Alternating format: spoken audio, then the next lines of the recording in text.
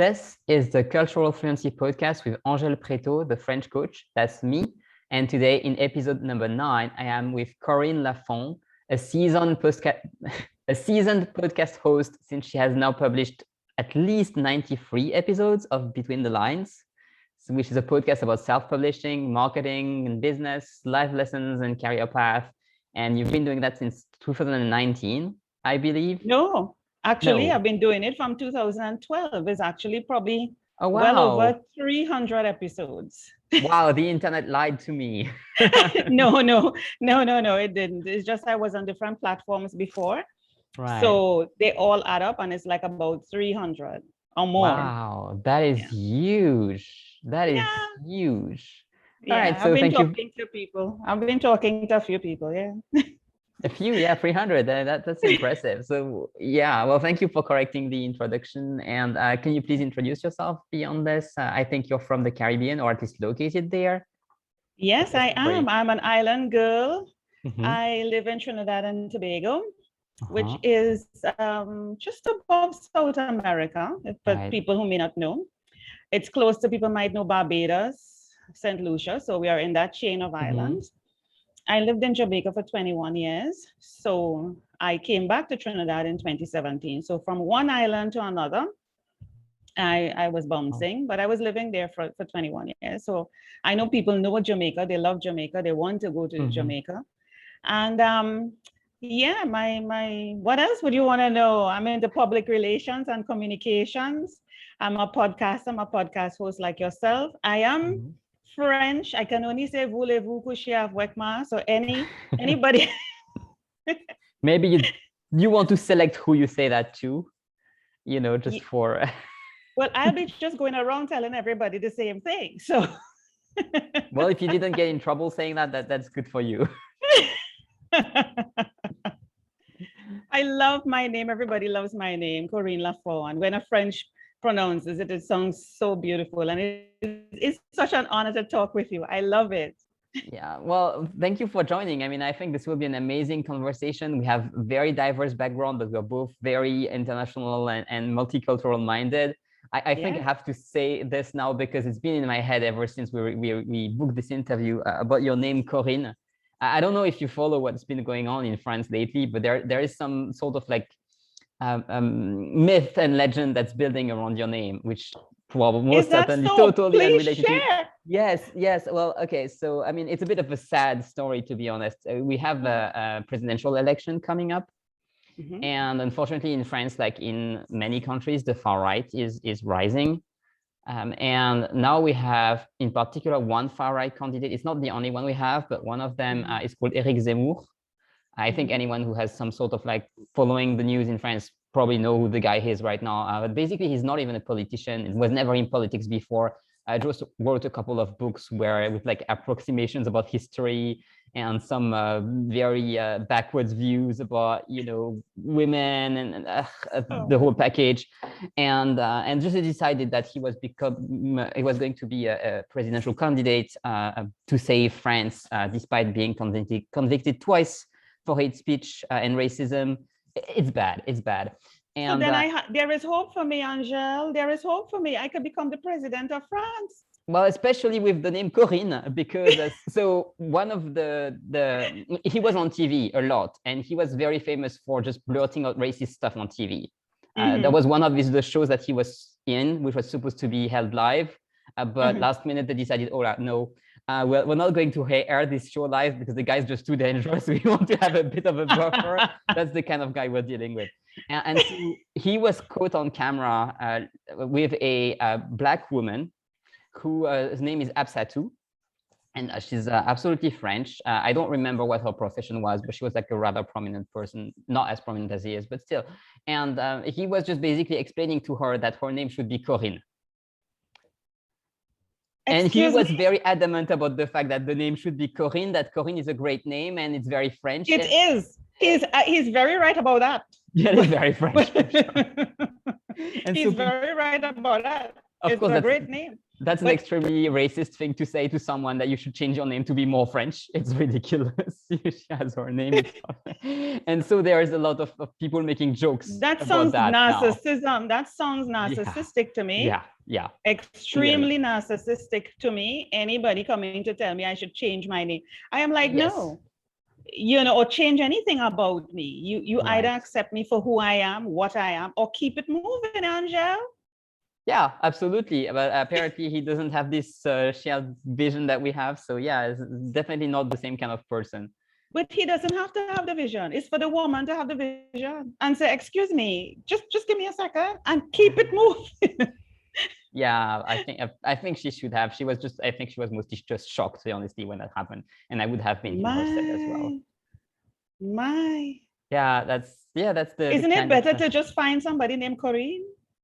No, but he wants everybody to be named Corine. He thinks it's unbearable that people have non-French names. And so the only French name is Corine. The only French name is Corine. Is that it?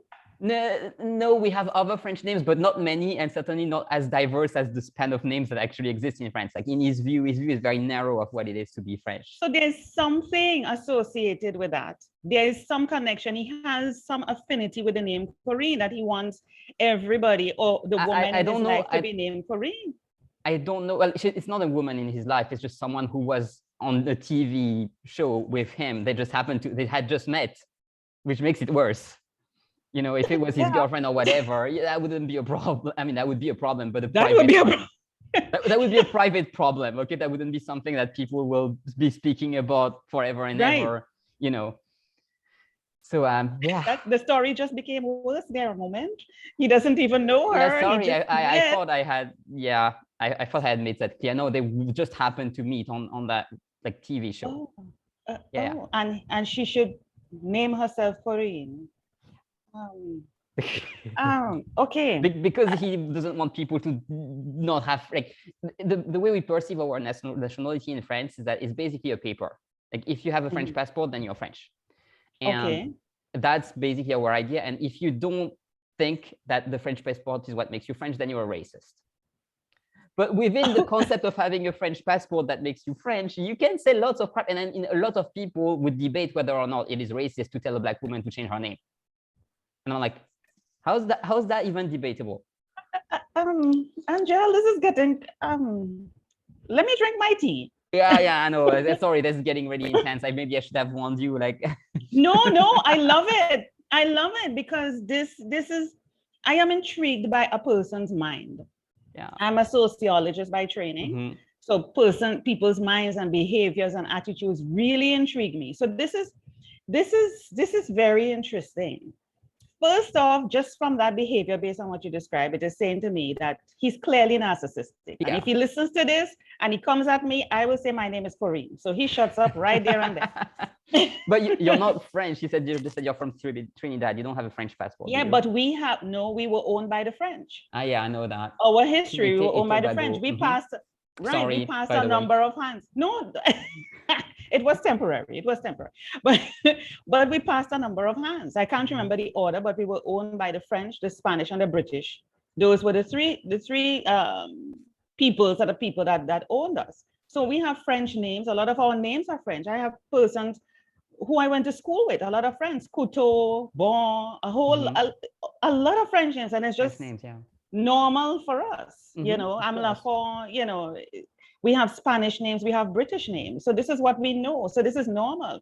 But the thing about what you're saying is that how we identify ourselves, how would you identify yourself? People identify them or they create their identity around the passport or around the color of their skin or their job or the school they went to or the friends they associate with or the clubs or the volunteer organizations. But all of these things go, Angel. All of these things go. Your friends go, the jobs go, the cars go. Your color is the only thing that may not go. Because if you die, it kind of goes. Or kind of not, maybe because people remember you as such. So yeah. Right. So how could you attach yourself to that? How could you attach yourself to these other things? Not even the passport. We could change passport. I could become a French citizen if I want. I could become any sort of citizen and get a French passport or Yeah, any it would take passport. you a certain amount of time, but you could, yes. Yes, I mean, if I marry you, that might work, but it would take 4 years. You'd have to marry me and stay married with me for 4 years, and then take a French test, and then if you pass, after I marry you. Yeah. So isn't it enough that I marry you? Not anymore. Sorry. Yeah, I think it was the case before, but they tend to add some conditions, like add conditions to just make it like harder. So I could just say I'm a French citizen. I could just say that because I have a French name, and nobody could come to tell me otherwise. And then I could say, voulez-vous coucher avec moi? You cannot dispute if you that. have to show your passport, then you are in trouble if you don't have a French passport. That's only if I'm coming to France. Right. I mean, of course, if you're not in France, no one cares. Problem solved. I mean, even if you're in France, people may not care so much because it's probably just when you go through the airport that you might have an issue. You might need a visa or something. Yeah. Yeah. But then when I say voulez-vous coucher avec moi, nobody cares about my passport. No, they just answer yes or no based on their personal preferences. That's right. That's right. It's a problem solved. Yeah. Problem solved. It's fine.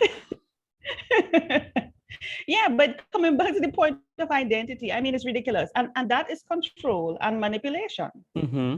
That is control and manipulation. Yeah. And people have to recognize that. Now, how would they fight against that or set boundaries with that? I don't know. Are they strong enough? Are they willing enough? Are they seeing the values in themselves as more important than what he or his people or his team is trying to institute? You have to know. You see, this pandemic over the past 2 years, Angel, I think, I hope that it has taught people, and I've been saying it over and over, what really matters to you. Yeah. This was a time for you to really think and ask yourself what matters to you. A lot of people lost their job. They were connected to their jobs and felt that was a be all and end all. The people who they were working with, they could show off about that. The cars they were driving, the parties they were attending, the restaurants they were going to. No, they didn't have any of that. And they were lost. A lot of people went through depression. Yeah. They went through a lot of trauma, a lot of, mental health issues as a result of that. Some people committed suicide as a result. Yep. In the early days from the isolation. I don't know if people are still doing it, but from the isolation. So it's, you really have to think about what matters to you. What really matters, and are you willing to stand up for it? Are you willing to voice your opinion? Are you willing to stand behind what you believe? Because this is where it boils down to the basics. It comes right down to basics, not the fluff, not the extra meat and flesh, the basics, the bare bones. What are we standing on? Yeah, and also, is it safe to stand on that? Like, it's an important This question is it. to ask. Is it safe? Yeah. But there are some people who are willing to risk their safety as a voice. Yeah, absolutely. As a voice, because this is what they believe. Yeah. Because if somebody hurts you or intentionally set up things to hurt you, then that in itself is saying that what you are voicing is right. You are standing up for something, and people are trying to silence you. Yeah. People are trying to silence. Why are people trying to silence you? That is our free will. And what I have found over the past 2 years is that people are trying to silence, control, manipulate. I think it's getting worse even in the recent years. Yes. It is. They're trying to shut people up. Don't talk. Just do this. Just do that. Take this, take that. Go here, do this. And you're like, hold on, you're taking away my choice. You're taking away my freedom. The one thing that you cannot or you shouldn't take away, or the one thing we hold on to, is our freedom. In slavery, that is what the slaves fought for, their freedom. They weren't interfering with anybody. Yep. They weren't. They were practicing their religion, their culture, their values, what they knew. They were interacting with their own. They were by themselves, not interfering with anybody. Okay, and they take that away from them. They separated families, Yes. children, mothers, fathers, everybody, you know, it's crazy. But the one thing, they risk their lives even for that freedom. They sacrifice their lives for others to come.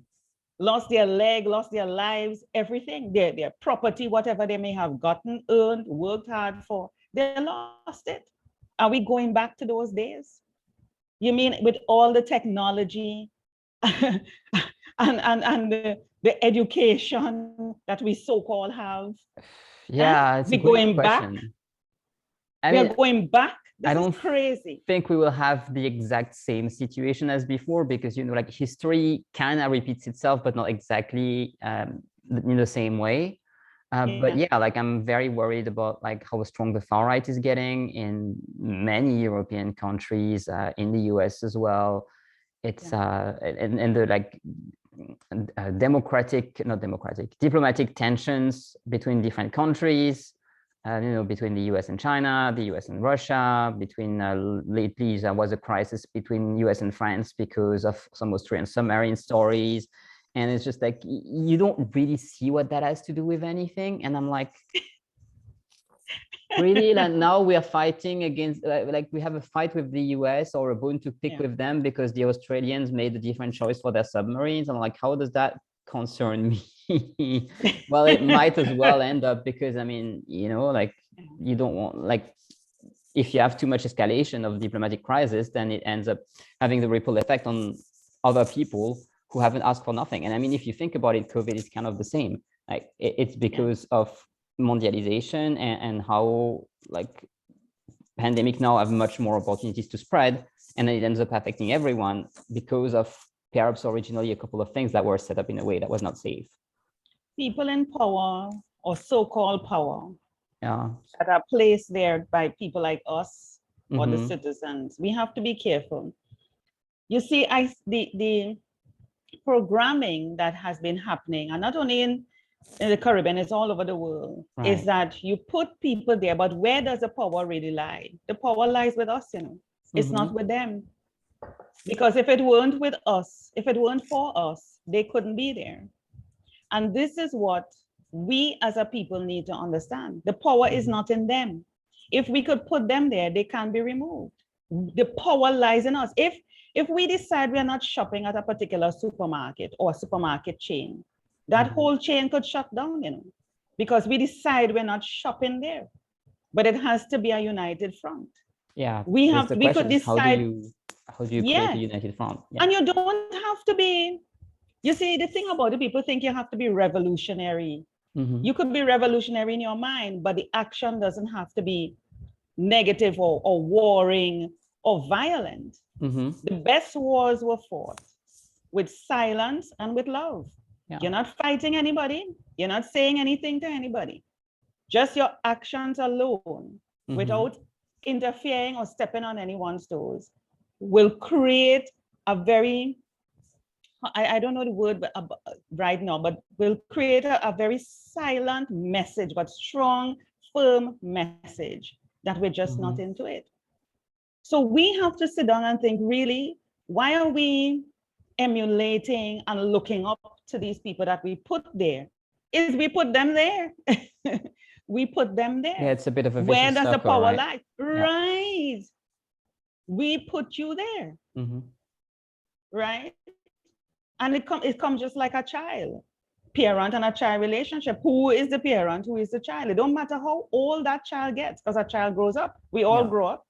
But we know, no matter how old we get, as we age, this is your mother. This is your father. You have to respect that. Okay, so it's like a parent-child. You have to have a level of respect. And people, as soon as they go into that seat of so-called power, they suddenly feel, they take on this new mask, this new persona, right? They may have been like that before. And as they take on that mask, it just fits them perfectly. Right. Because they are only a certain type of person, personality goes after positions. Yeah, there is a certain personality type that goes after that. And then when they get it, it gets worse. They're seeking that sort of thing. It's something that it's like they feed off of. Not Mhm. everybody, because well, then everybody would go for a political position or some position of power, but not all of us Yeah, have that not all of us intention. do that. No, and why is that? It's because there's a particular personality that goes for positions like Yeah, that. and I think that's really worrying because we also have sort of a psychological bias that causes us to Exactly. trust these people despite them Mhm. proving time and time again that they're absolutely not trustworthy. And I Yeah. really don't see how we're gonna get out of this vicious circle of putting in power people just because they look confident and they look like they know what they're doing, but they really don't. And like in Yeah. France, it's a bit special because we hate our president. It's like a principle. We love him. I say him because it has never been a woman so far or a I am non-binary coming in person. there. I'm But coming in there. sure, we'll look forward to you. Thank you. I don't. You have to become a French citizen first. I'll marry you. I'll do the test. Okay, I'll All marry right. you. I'm not sure my girlfriend will love this. I'll try to get some feedback about that. I did. But you know, 65 million I didn't French people. factor her in. You will find one of them to marry you. Like even if it's not me, like don't worry. There are plenty. Okay. Okay. Where was I going with that? Yeah, like how do we get off this cycle where like, okay, so in France we have never had a woman, that's where I was. But we hate the president. It's really a big principle. We love the guy until if we put him in power, and 2 months later we just already hate him. We think he's incompetent, which he might well be. And so next time we hire someone else. We elect someone else. Someone else, yeah. And well, right now we have a bit of a special situation where like, well, people don't like Emmanuel Macron because it's a principle. You never like whoever is in power. Yeah. But I don't think honestly that there is any person who would have even the charisma to take his seat. So I think he will be reelected, but it's really because we have no better solution. Yeah. And which is unfortunately very frequent because like you were saying, the kind of people who go after these positions, they're just not the kind of people you would want as a president. Yeah.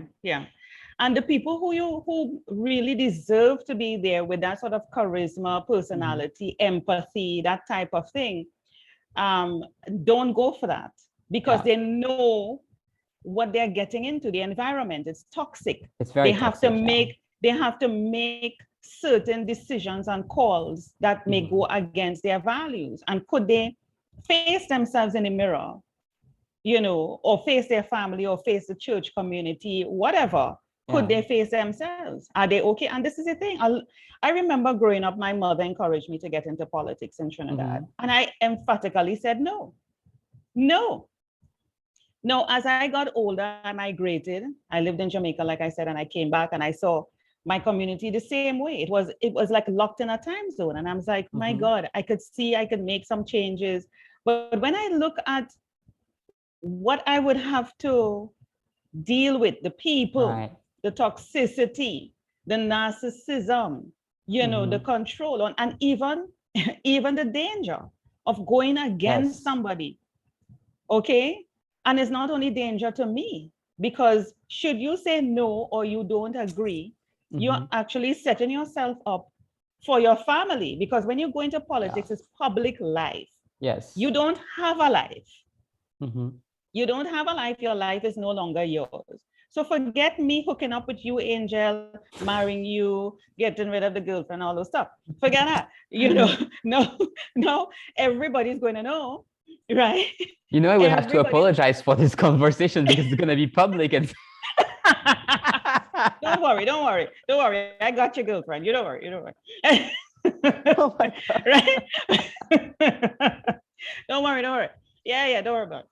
Yeah, so forget about that plan of our private little plans. It's no longer private. They're going to be nitpicking. They're going to be picking at me, picking at you to see, how could this Black Caribbean girl come from nowhere and want to marry Angel and take our Frenchman away, and then bring in your girlfriend out of nowhere? She was nowhere in the picture. They started looking to her family. They look into everything. I mean, why? I don't want that. My personality is not one, even though I'm in PR and it's public, there is a certain boundary that I set for myself. Level of publicity, definitely. Yes, of balance. But I also know, and I'm fully aware, that because of the role that I play, I know that the media and people and, you know, doing things like this is going to make me public. So I have to be very aware Right. and conscious of the things that I also say and how I say it, you know, and be able, even if I say it and it's misconstrued, I must be able to stand on it and be able to not necessarily defend, because I don't think I would have to defend something that I say because it's my experience, but be able to say, yes, I said that, as opposed to trying to manipulate it and say, no, I didn't, and that is not what I meant. I would say, yes, that's what I meant. I meant to marry Angel. I meant to come and become a French citizen. You know, this is what I have to say. I'm not going to say no. But in politics, they twist things. And it, as I said, it takes a special type of person to be able to do that. That's not my personality. I'm forward, I'm blunt, I'm direct. I'm not going to get into situations, and I'm not going to put my family at risk. Yes. Just for the sake of me going up so-called in status or life or in public life. And I will tell you this, I have worked with diplomats, ministers, prime ministers, their wives, and so on. I've worked with that sort of community, so I know what happens. And let me tell you, after their 4 or 5 years, whatever is a duration that they spend in politics, nobody takes them on. They come right back to a regular citizen. They don't have that sort of influence. And so people in politics must remember that. You are only there to serve for a particular time. And once that is done, your wielding of influence and power is no more. Unless, well, like with Trump, just to mention him, although I don't necessarily follow, he pushed for another year, or people pushed for another year. You could get a maximum of 2 terms. So they pushed to see how as much as they could get over that time. Yeah. But for those who don't go beyond the first 4 or 5 years, that's it. You know, but we have to, how do we change it? We have to adapt. We have to look at who we're putting in the position to lead us. We have to look at their behavior and not pick people based on who we like. If you were to look at the structure and the history of people that are put there, it's based on who you like. These people put on a mask, they pretend for a while. They come like a date, Angel. You go out on a date and they're going to be nice. They're going to treat you nice. Everything is going to be perfect. The flowers, the best restaurant, whatever it may be. But you have to be extremely observant, because they cannot hold out that for long. Which is why, like you mentioned, you put them there, and after they get elected, boom, that mask drops off. Yeah. And you see the real deal. And most people don't have the skills to see it from before. And I think the metaphor with dating is so apt. It's there. It is there. So many people's voting decisions are really more like trauma bonding than rational decisions. And people made this case in relation to Donald Trump when he finally was no longer in power. I heard several people individually saying, oh my God, I feel like I've just got out of an abusive relationship. And it's, you know, having been in abusive relationships myself and having like narrowly escaped, you know, when divorced and all of that. I can relate very strongly to this. I think a lot of people are just haven't done the healing that they would need to have done to understand what it is about. And unfortunately, democracy is based on the idea that we each cast a vote. And on the principle, I love it. But when you take into account the fact that so many people have unhealed wounds, in particular in relation to relationship, you have the recipe for disaster. Yeah, I can totally relate. And you see me nodding and swinging my head in all directions, because listen to me, people don't realize, Angel, a lot of relationships, and I'm pushing, trying to educate people right now. I've been on several podcasts, and I speak about toxic relationships, and I walk around, you know, on the streets. I see it in people when they're walking, even together, sitting at a restaurant, just their interaction. I love to observe. Like I tell you, my first degree is in sociology. So I'm very observant, and I'm always, I'm very observant, and I'm also very intuitive. So a lot of things that people will see and make excuses, and not that it didn't happen to me. It happened to me. I made excuses. So it's not that I am perfect or immune to these things. And it's because I have done the healing. I have done the healing. And when I say I have done, it doesn't mean it's complete. but I am on that journey. I have Right. You at least started it. recognized, You at least know oh like you have the yes, basics because down. Most because people it's a don't. continuous journey. And Mm-hmm. you realize, and you have to go real back. I mean, back into the depths of Yeah. your soul, Yeah. to childhood, and look at even how you were raised, the things that was said to you. Mm-hmm. You know, I remember one of the things that came out of me. I remember people just started saying to me, "You sound like your mother. You sound like your mother." Every time I'm on a phone conversation, "Oh, I thought I was your mother." I'm like, "Oh hell." You know, Yeah. I mean, well, you you know, learned it from her, right? I'm like, "Oh hell." Everybody, everywhere I go, "You sound like your mother. You look like your mother." I'm like, "Oh hell." Oh, you know, and I started to make, join the dots and make the connections. So Mm-hmm. when we're making decisions, like I met a young girl the other day and I said, she has a boyfriend. And I said, never make a decision with your head and your heart. Never make a decision with your head and your heart. Your head will rationalize. It will have Okay. that person there and rationalize. It will say, the pros and the cons and try to validate. Never do that. Mm-hmm. Your heart always leads you wrong. Your heart always leads you wrong because it's going on that feeling, that flutter, that emotion, which is like Right. up and down. So I'm in love with Angel now. Next thing you know, I meet a Frederick next week, and I'm like, oh, all of a sudden, how could I just love Angel a minute ago, and then oh no, I'm seeing Frederick? What? Mm-hmm. What is your emotions will always lead you in this up and down, valley and hill situation. You cannot trust it. You cannot trust it. Yes. What you trust is your intuition. Right. Let your intuition guide you. It never leads you wrong. Never. It's that little voice that is there to protect you. It is the Mm-hmm. only thing that is placed in you by God to help guide you to who you Right. truly are. It is a one thing that protects you and says, don't step here. You hear it, and sometimes it screams, stop, Mm-hmm. go here, do Yeah, this, don't definitely do happens that, to don't me. pick up that phone now. It happens to everybody. It's built in everybody. But what do? We silence it, Yeah. just as how everybody else is silencing us. And so And we are programmed to silence it. Ignore that mm-hmm. because we are taught, think, be critical thinkers. Oh, follow your heart. All the songs I say, follow your heart, follow your heart. Hell no. I've never heard a song say follow your intuition yet. I think it's too long. Follow your heart's more catchy.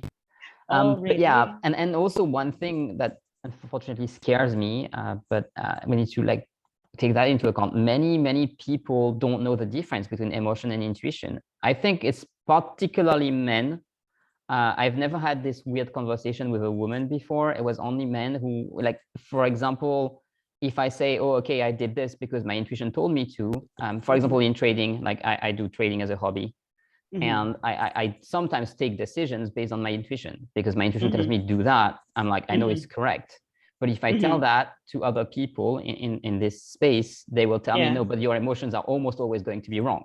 And like, I did not speak about emotions. I spoke about That's intuition. right. They don't know the difference. The difference. What you're gonna Yeah. do if they don't really even have those basics down? It's They are hard not for them. ready. They are not ready. Yeah, but I I mean, you have can live a lifetime tried. without being ready. Like, how Yeah. does that And work? that's okay. That's okay. They're not All ready. right. I have tried on my journey to enlighten people, Mm-hmm. but you have to know if they're ready to take the information and how much to give to them. Right. So you will know that they are not ready. You just know based on how they react and the things Of they say, course. and they're Yeah. just closed off. I mean, they just block it. So there are little things, there are little windows and openings that you may Mm-hmm. say a little thing and you just leave it. Yeah. You don't drown them or overpower them. You Yeah. just I like, stopped doing that. It just never works. no, it never works. Just little things. And sometimes your silence, like Mm-hmm. I said, your silence speaks a lot. And Yeah. your behavior. Let me tell you something. The best way for persons to really be enlightened by you is for you Mm-hmm. to live the life Mm-hmm. and let Yeah. people see the Absolutely. difference. This is how Christ did it. Mm-hmm. I mean, he was the best servant leader ever. He wasn't fighting with Right. anybody, he not quarreling with anybody. The way he lived was what everyone followed. It's not what he said or anything, it's the way he lived. And even what he said, it was followed by his actions. And that's the other thing. His words and actions were in alignment. So you can't be saying you're on a spiritual journey or you're healing, but yet you're carrying yourself in a particular manner. You still have those things carrying. No, it has to be in alignment. It has to be in alignment. So the best way to get somebody to really see a better way of living, a more joyful way of living, making of decisions, success, whatever it is that they may be seeking, it has to do with the way you live, how you manifest that within your way of life. And that is not forcing on anybody, that's you. You're not forcing yourself. And as a matter of fact, by the way you live, it helps to shed people out of your life. They cannot, there's no way that they could stay around you. Yeah, I have this experience frequently, actually, because my rate of self-evolution is so high that just, they can't, there's no way. And then it might never dawn on you at the moment, you know, you'll be like, wait a minute, you know how long I haven't spoken to Angel? I wonder. And it would have been months, probably years have passed, and you're like, wow. And you're thinking to yourself, I should probably reach out to Angel. But if you sit in that moment and think, why haven't I reached out to Angel? Why Angel haven't reached out to me? And you really meditate on that moment, you need to leave that right there, because it just dissipated on its own. The universe just dissipated this thing on its own. You are not to reach out, because if you reach out, you are actually bringing it back into your life. Yeah, and if you force it, it might actually explode because the universe doesn't like it. Leave it alone. Yeah. Leave it alone. So they cannot operate in that, whatever that is. They can't. So by you living that sort of life and just, I don't know, however you may want to live it, it's just going to separate. At the same time, it is going to attract people into your life. Right, absolutely. The right people is making space. So those who leave, it's making space for those to come in. And that's another reason why you shouldn't get back Angel into your life, or whoever it is into your life. Don't cling to people or things or places or anything. It's really hard as a human. Like, we want to, like, circling back to what we were saying at the beginning, we attach our identity to what we have or what we are or what we do. And it's really like, it's a practice of just letting go and trusting. It's a lifelong commitment. It never ends. Like, for next year, I have a word of the year. I mean, I typically have a bunch of words with one main word, and I picked the word lean for next year. I love this word because it's a verb at the same time as it is an adjective, to lean into something. Lean. But an adjective as well as something that's lean is something that has no extra fluff.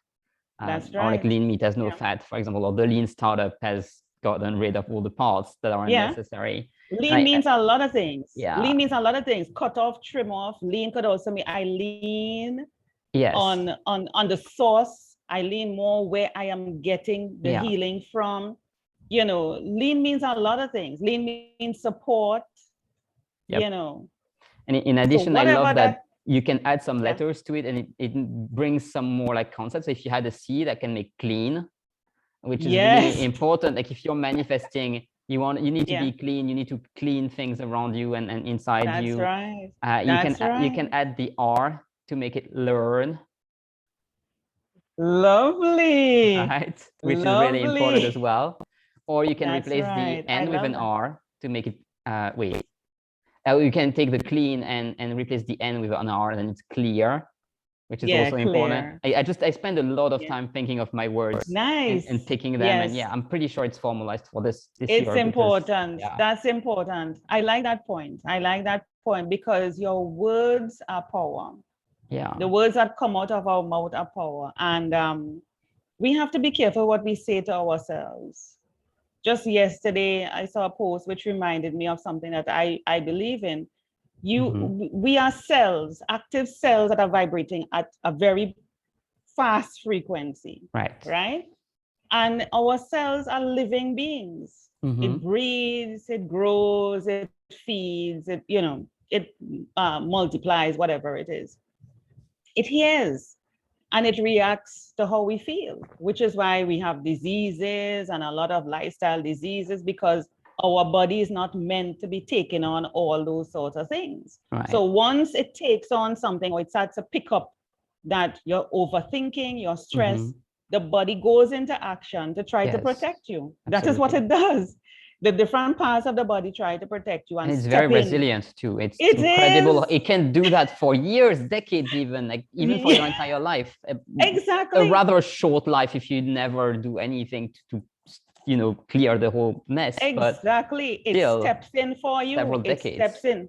Yeah. It steps in on your behalf, and it communicates with the different organs and the blood vessels and the whatever, and says, hey, we need you over here. You need to do this. You need to do that. Let's work together. It's the best teamwork ever.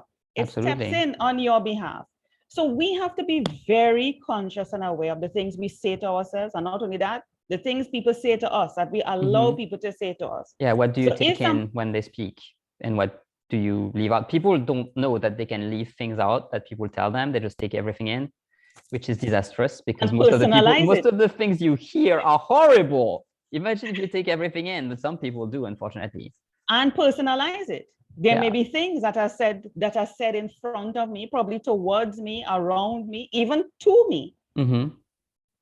Should I take that and take it on and wear it as a cloak? Sometimes it happens, but you have to be aware to say, hold on. Yeah. Where is that coming from? Clearly that person has an issue. They are venting, they are spewing, they are spouting. Something is going on with that person that is not really targeted to me. Yes. But because I am in front of the person at the time, they use that opportunity to vent, but it's more than that. So don't personalize it, because somebody could make you feel so small in that moment that it changes your whole day and life. And you're like, but hold on, I'm good at this, I'm good at that. Why is this person making me feel? Nobody could make you feel anything you don't want to feel. Nobody could make you feel. How could somebody hold you and make you feel something? Yeah, because you have been trained your entire life to be in that situation. And if you're not self-aware enough to know that you can say no, that you can just reject the feeling, then you'll take it on. And and there's a lot of self-talk. Many people get mad when you tell them that they can't, no one can make you feel anything. And that was a discussion in my marriage back when I was married, and I'm divorced for a reason, because my ex-wife didn't like the idea that I could not make her feel stuff. She would very gladly blame me for whatever. Because it's easier. Yeah, whether real or imaginary, because sometimes it was things that were not even real. And I was like, I'm sorry, I'm not making you feel anything. It's on you, and it's you. But worst case scenario, she don't want to hear that. I guess I can just go away. How about I just go away, and then I'm not making you feel things, Right. You exit yourself. And so that's the only thing you can do. When people are really stuck on the idea that they just in the victim shoes, and there's nothing that they can do or you can do about it, they're just stuck. You can only remove yourself. It's typically very painful. But it's that's the best thing to do. And it's the only thing you can do. I mean, otherwise it only gets worse. Yeah, and people see that too as rejection. Oh, you don't want me. What is wrong with me? But you are removing yourself. I tell people rejection has nothing to do with you who is left there standing. It has to do with me. I have a standard. I decide I don't want this in my life. So I remove myself. I've blocked people. I've deleted people from my phone, because when I realize, hold on, this interaction, this conversation doesn't leave me feeling a particular way. I don't like how I feel when I talk with this person. I don't like how I feel.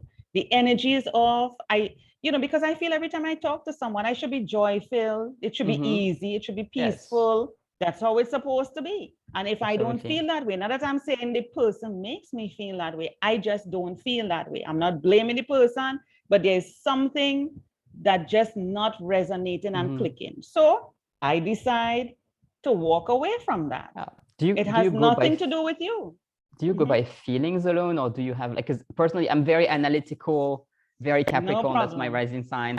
And I love to make rules for stuff. And sometimes they're really silly and even funny. And for example, I have a rules for conversations is that they need to pass the Bechdel test. I don't know if you've ever heard of the Bechdel test. Let me hear it's it. a test for fiction. It's for the representation of women in the fiction world, in cinema, well, mostly on video, so cinema, TV series, etc. And there are three rules. It needs to include at least 2 women or non-cis male characters who need to be identified. So typically they need to have a name, you need to know who they is. They need to have a conversation together. And the third one is the conversation needs to not be about a man. And when you watch movies with the awareness of this concept of the Bechdel test, which was created by a person called Bechdel, an author, and you watch movies literally looking for the moment when hopefully 2 female characters will speak about something, but not a man, it roughly never happens. It's very rare. and because I've been doing that for a number of years and I've been having fun, even though it's honestly not so great of a things to notice, I just made the rule for myself that when I have a conversation with someone, and especially a woman, with men, I don't have this problem. But with women, if the conversation is exclusively about a man, yes, and typically their boyfriend or husband, and we never manage to speak about something else, like if it's been running in circle about this topic for like a number of well, if it's in a text conversation, like a number of messages or like a certain amount of time, if it's spoken, I'm like, I will try to change the topic 1 time, 2 times, 3 times. After I can't anymore, I'm like, okay, you didn't pass, sorry. And it's silly, but I don't want to hear exclusively any person who has just one topic of conversation is bad for starters, you know? No, but I never knew there was a name for it or even a test. But I actually, listening to you with that explanation, I actually do that. I actually do that. There are people I've had conversations with, and all they go on is the one thing. Something, and I think I even spoke about that yesterday in my series. I'm doing a live series every day, a countdown on my Facebook page. And yesterday I spoke about this, and I said, you know, when you talk to someone and all they talk about is themselves, you know, it's like if I call you, Angel, and and when it's really like, let's say I was sick or something, and you heard I was sick, but you call me, right? Let's say you call me and you say, hey, Corine, how you doing? And just as I'm saying, well, you know, I'm recuperating things, and all of a sudden you cut me off. And then you start talking about you. That's and the rest of the conversation is, I'm like, what the hell just happened there? Weren't you calling to find out about me? I am like, this is interesting. And then it becomes a competition. You started telling me, oh, your leg was more swollen than mine. Or your finger was twisted. And it becomes, it's not so like, frequent for me now anymore, whose situation is bigger and better. And I'm like, this is becoming more of a competition. Yeah, like don't this is becoming like, come on, don't do that. Yeah. And I'm like, hold on, what is happening here? And I just like you, find a way to just edge out of the conversation. And of course, it tells me I need to limit the conversation with this person. Really, I need to limit to have none. Otherwise, it just becomes completely toxic. But it takes an awareness. Yeah. It is. And it could be family members too, Angel. It's family members too. I mean, I'm at the point where family or blood. I've practically cut off all my family members, which is sad, but that's the situation we're at. It's not sad. You know? Are you sad? Are you sad as I am sad, but I would be sadder in the other option. Like there's just no winning. You just have to take the least of 2 evils. Protect yourself. Yeah. Self-preservation, your happiness. We have been programmed, I've said this again, to be pleasers, to please everybody at our own sacrifice. And we are made to feel guilty for being selfish. And selfish meaning I take the time to spend on me. If I say, you know, Angela, I'm just taking a week off. You're like, what? Didn't you just take a week off the other day? You'll be like, hold on, it's my life. It's your life. You have to take all the weeks off you want. Unless I'm your boss. If I'm your boss, then maybe, you know, we need to discuss your schedule. But if I'm not your boss, it's not my thing. It's none of your business. Yeah. But people take things on as their own. And this is crazy. I'm seeing the internet is giving us a little issue here. So we might be freezing every now and again. Yeah, you're frozen, but I can hear you very well. So that's good. But yes. Yeah. Yeah, but this is crazy. You know, going into 2022, is about you're awareness, increasing our level of awareness. But to do that, you have to shut off a number of things. I shut off things from the world that I don't need to know. Okay, yes. I decide, just like what you say, in your body, outside your body, I decide what I pour into my mind, what I pour into my body, who I surround myself with. I'm not missing out nothing. I don't have FOMO, the fear of missing out. I am missing nothing.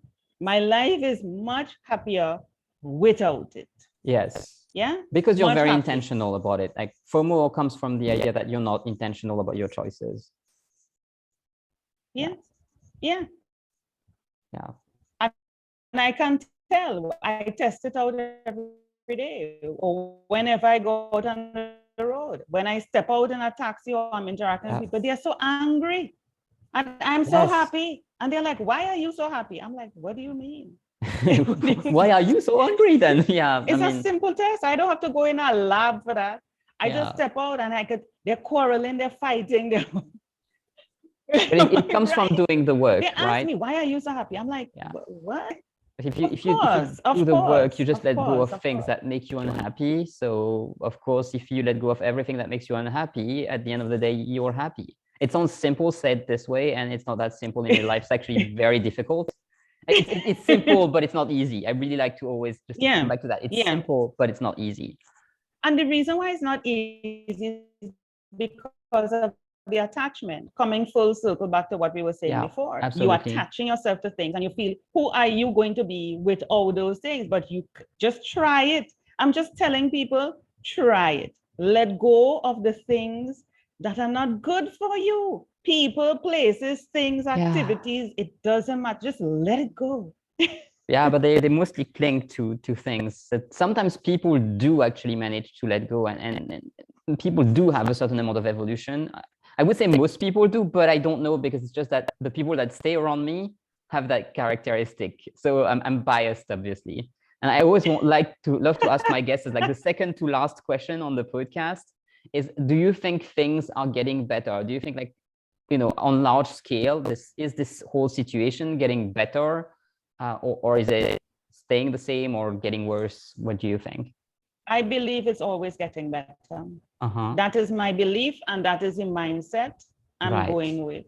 I am not going to make anybody tell me it's worse. There are people who they have a mindset of negativity because they feed on that. That is true. I guess people just love the idea of the attention of talking negative. It brings attention. Oh, woe is me. I don't, you know, I don't feed off of that. That doesn't feed me. And the same energy it takes to be positive is the same energy it takes to be negative. And I prefer the positivity. I think it takes more to be negative, it does for my body. I think so. I think so. But it doesn't take, you know, a lot to be positive. Just try it. Yeah, you have to lean into it, and it does like more for your body. Circle. Yes, it's practice, to be honest. It's just a practice. Neural pathways. I have said a lot of diseases, I have no scientific proof. This is what I believe. A lot of diseases starts in the mind. It starts with the things and the people that you surround yourself with. I think it's actually scientifically proven, but I don't have studies at hand to like. Well, I don't have the evidence. I think it has been very clearly evidenced. Yeah, but I don't have the evidence with me to say this and that and whatever. But it doesn't really matter. It's all about what you put. Yes. Yeah, it's your individual choice. It's a choice you must make. If you want to be, like I said, bah humbug or Grinch way, go ahead. Yeah. Just don't come by me. That's it. Like, just like stay away from me, then you can do what you want. But that's actually a great attitude to have, because you let people be free, and you just keep your own freedom. And if everybody was doing things this way, it would get so much better. Yeah, and this is why the forecast for me will always be good. It will always be good because hope is always there, Angel. Hope is always there. Nobody's going to tell me otherwise. I don't care what my physical eyes see, I believe in hope. Because as I tell people, what your physical eyes see is not real. It is a perception of and it's what, only a small part you, of the perception as well. Yeah. If you see out there is beautiful, green, luscious, like what I'm seeing, beautiful blue skies, and you see that, that is what it is. Nobody could tell me otherwise. Nobody could tell me otherwise. Somebody could try to convince me and I'll be like, no problem. That's what you see. This is what I see. And a perfect example is, you know, sometimes you see a big open land. I've heard people tell stories, big open land. And somebody, you would bring a friend and you would say, you know, I've been looking at this thing and I could see, you know, all these buildings and houses and I can help certain people and whatever. And I could see that. And the person be like, what? Why are you saying that? Don't you see it's mud? Don't you see it's swamp? Nothing could happen here. The land is this, and you are seeing something else. It's a matter of where you put your focus, right? And it can happen. It can happen. And it's when it happens, the person might end up coming back, or they may not even come back and say, you know, you were right, because they feel so embarrassed to say you were most right. Most of the time they won't, but it's okay. They won't. You don't need them. No, and you don't need the person to come back to tell you were right, because when you have that sort of thinking, persons like myself and you and others, we don't need anybody to validate us. We don't need anybody to come back and say we don't need it. It's nice, but we don't need it. We don't thrive on it. We don't survive on it. Or else if we were waiting for it, we would be dead by now, right? Absolutely. So yeah, if we were waiting for it, we would be dead. So, you know, we go with our vision, we stick with our vision, and it attracts the right people. It keeps you healthy and happy. Yeah, there's only good things that could come from that. So the forecast going forward, beautiful, sunny, beaches. Yeah, and if it's not the case, we will deal with it, right? Of course. Yeah, amazing. Yeah, I'm afraid I'll be drinking wine, drinking wine in France. That's a good one. I'm afraid we have to wrap up this interview because we're scheduled to go live on your channel in a few minutes. So we need to finish processing this one so we can go live after our other conversation. But first, where can people find you? Because I mean, I love the positivity. I'm sure my listeners will love your positivity and your attitude. So where do we find you? My name is Corine. So hey, if you're listening to this in France, you will follow Corine. Love it. You will follow Corine, and I'm found at La Font and Associates. It's my name. It's my name. You see how we came right back to the beginning? La Font and Associates. So that's LAFONT and associates.com. And once you go there, that's my website. All my socials are at the top. You can just connect with me. Everything is there. Send me an email, whatever. Amazing. We'll put all of that in the description and people will be able to find you. So yeah, Corine, thank you so much for joining me today. It was such an awesome episode. I love how you speak. I mean, clearly you're very practiced at public speaking. You're extremely it's easy for you to express yourself, or at least it looks easy, which is really cool. So thank you so much for having been on it. And thank you guys for listening to this podcast. If you enjoyed it, please leave a review on your favorite podcast platform or a comment below on the YouTube channel, because this will help us find some more listeners and more awesome guests like Corine here to make more awesome episodes. So thank you so much for being here, and I will see you in the next one.